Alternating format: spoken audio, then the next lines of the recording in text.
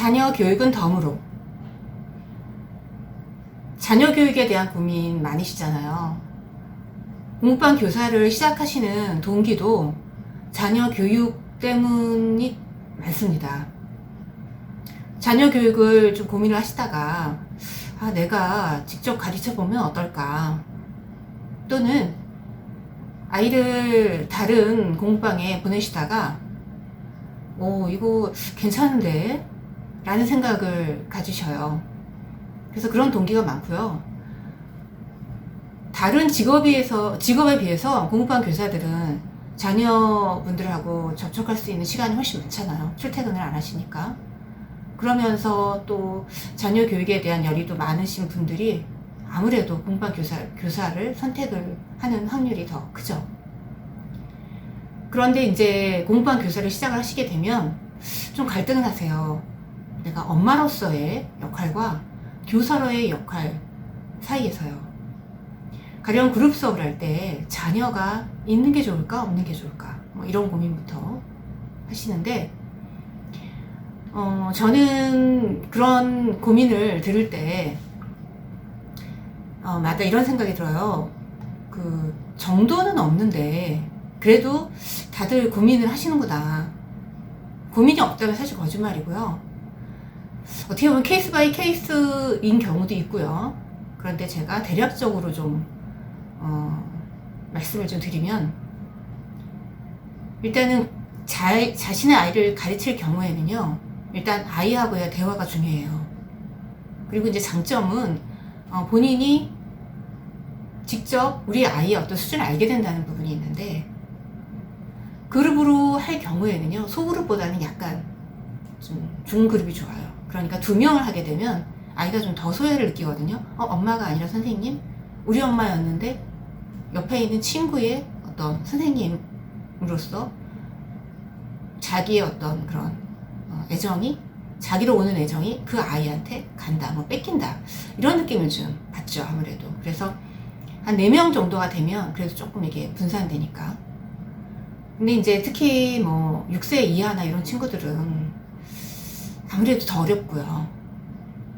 적어도 7세 정도 돼야지 이제 이해를 하게 되는데, 아이들이 이제 수업 끝나고 나서 어머님이 얘기를 많이 해주시는 게 좀 좋고요.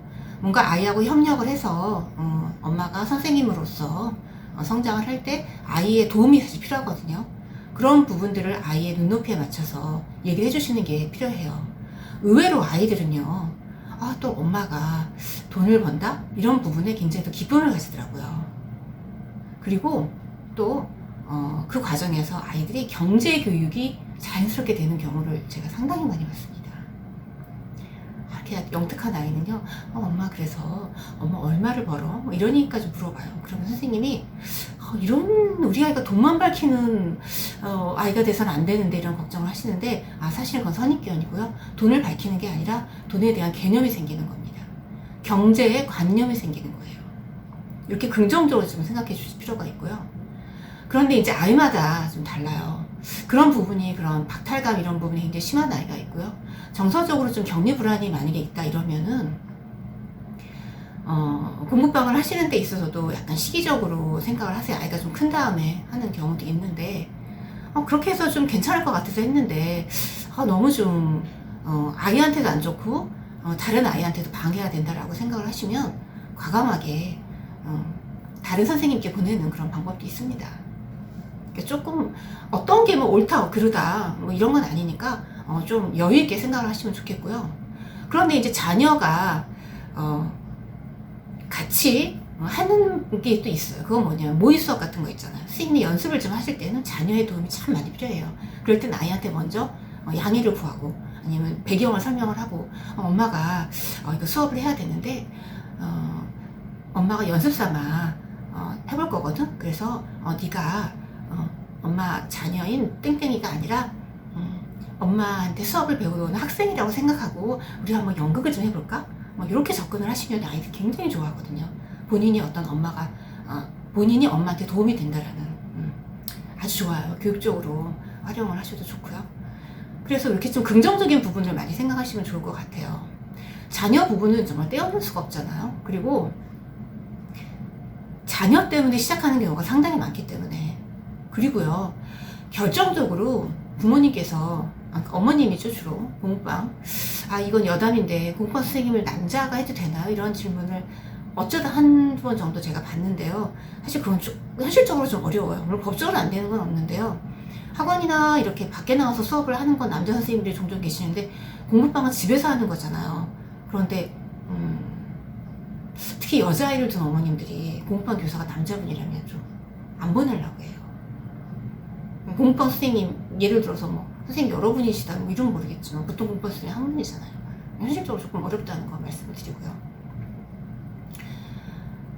그런데 이제 그 여자분이면 어머님이죠. 어머님들이 초등학교 1학년이면은 자녀가, 본인도 초등학교 1학년 수준이고요. 초등학교를 졸업했으면 초등학교 전 과정에 대해서 좀 잘 알고 계세요.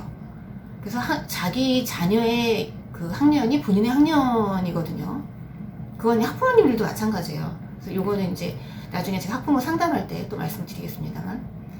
그런데 이 공부방 선생님 하시게 되면은 초등 전과정은 해야 되잖아요. 제가 그 전에도 말씀드렸죠. 초등 전과정은 당연히 마스터를 하셔야 된다고.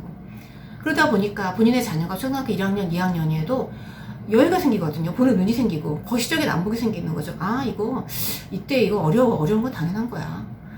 이 부분은 지금은 쉬운 것 같지? 근데 나중에 어려우니까 요거는 조금 더 심화학습을 하는 게 필요해. 뭐 이런 여유가 생기시니까 자녀 교육에 플러스 요인이 훨씬 많아요. 그리고 제가 지금까지 경험해 본 바로는요, 저희 공부방 선생님들이 자녀도 참 훌륭하게 잘 키우십니다. 그래서 아이들 공부를 잘해서 뭐 좋은 대학 가는 것뿐만 아니라요, 아이들이 좀 철도 좀 나고요, 그런 경우가 상당히 많기 때문에 뭐 영재원 보내는 경우도 상당히 많고요. 그렇기 때문에 자녀 교육은 제가 볼 때는 덤이다 라고 말씀을 드릴 수가 있겠습니다. 감사합니다.